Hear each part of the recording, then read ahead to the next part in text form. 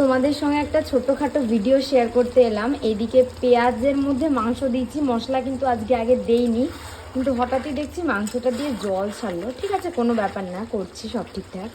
তো এইদিকে আছে কিন্তু রাইসের চালটা দেখানো যায় না। আচ্ছা ঠিক আছে, এদিকে আছে রাইস, এদিকে আলুটাকে ফ্রাই করা আছে, আগে বয়েল করে তারপর ফ্রাই করেছি। এদিকে আছে পেঁয়াজ, পেঁয়াজটাকে ভেজে বেরেস্তা করা আছে। তো সব কিছু তোমাদেরকে দেখিয়ে ক্লু দিলাম, আর জিজ্ঞেস করছি বলো তো যে কি রান্না হচ্ছে আজকে।